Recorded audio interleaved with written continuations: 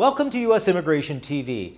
I know there are so many people out there who've been waiting months or years for their interview at the embassy or embassies around the world. Of course, the COVID-19 pandemic, with the shutdowns, the lockdowns, the social distancings, as well as immigration bans, have created tremendous backlogs and increased waiting times. So, is there something that you can do to speed up your interview? Well, watch this video until the end for the answers. And of course, make sure to like, share, and subscribe to this channel for useful information about immigration. First, monitor your priority date. Now, if your priority date is earlier than the application filing date chart, then you should already be receiving notices from the NVC to start preparing your paperwork. If your priority date is earlier than the final action date or visa issuance date, that means you're eligible for your visa already. So if you have not received notice from NVC by that time, then you should definitely check to see what's happened and why you're not receiving any notices or forms or communications with the NVC. Second, or number two, make sure to keep the NVC or embassy advised of any change in your contact information.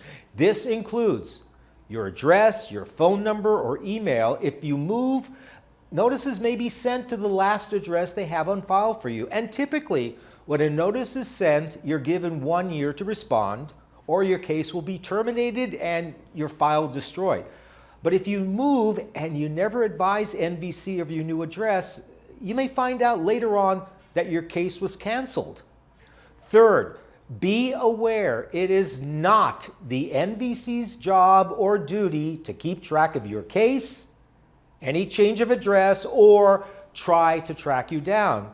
And you should not be waiting to hear from the NVC if your priority date is already current. Now, I've come across many cases where they have been petitioned, they've waited years and years, and the priority date was current for many years, but the family took no action whatsoever on the case because they keep saying, well, I was waiting for the NVC to contact me. Well, if your priority date is current, you should look into the matter right away as to why you're not receiving notices, and of course, to make sure that your case is still alive and on track. Fourth, make sure you are documentarily complete or documentarily qualified. Now, if you have submitted your fees and forms and are waiting for your interview date, make sure that you have received written confirmation from the NVC, usually an email, where they advise you that your case is documentarily complete, meaning the NVC or the National Visa Center or even the embassy has acknowledged that you have submitted all the appropriate forms and fees. And the reason this is important is because if your case is not documentarily complete, you will not be queued up for an interview, even if your priority date is current on the final action dates.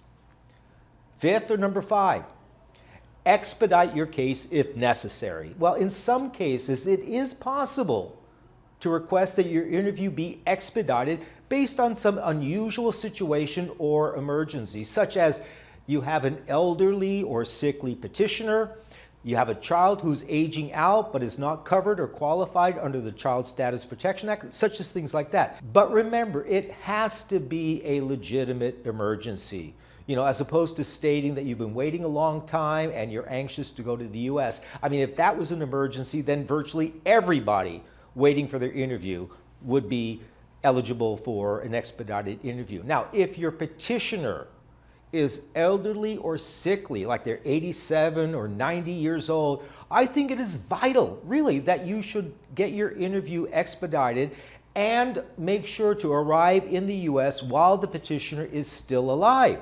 Now, if something happens to the petitioner before your arrival in the US, then the petition would be considered dead, and you would be required to then file for humanitarian reinstatement, which can sometimes take really up to 2 or 3 years for the service centers to process. And there are some service centers, such as the California Service Center, where their approval rate for humanitarian revalidation requests is less than 7%. So you really want to make sure, especially if you have an elderly or sickly petitioner, try to get your interview while they're still here to greet you at the airport when you arrive.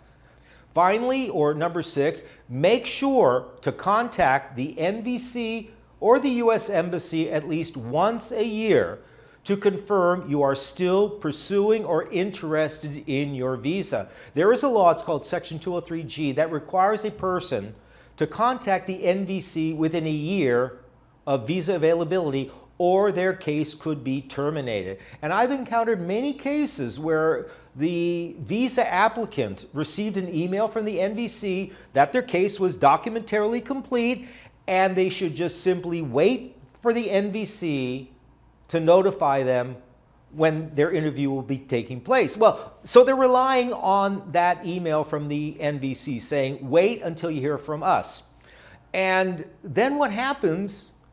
They receive another email from the NVC advising that the case is being terminated under Section 203G because a year has gone by without them contacting the NVC, even though they were told to wait to hear from the NVC. Then you have to immediately rush and argue to get the case reinstated and back on track. So it sounds a little contradictory. You're being told to wait, but then you could have your case terminated because you were waiting to hear from them and you let a year go by. Well, I hope you have found these tips helpful and useful for you.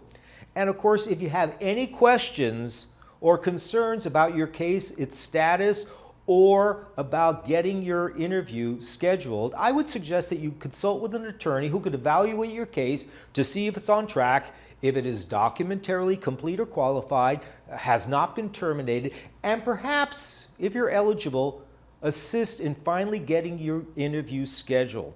And I also posted, by the way, another video on this YouTube channel providing an update from the Department of State on the current status of backlogs at the embassy and how the State Department is reducing those backlogs in light of the pandemic. And of course, I invite you to watch that video for further information about embassy interviews. And of course, make sure to like, share, and subscribe to this channel. I'm Michael Gurfinkel, and thank you for watching U.S. Immigration TV.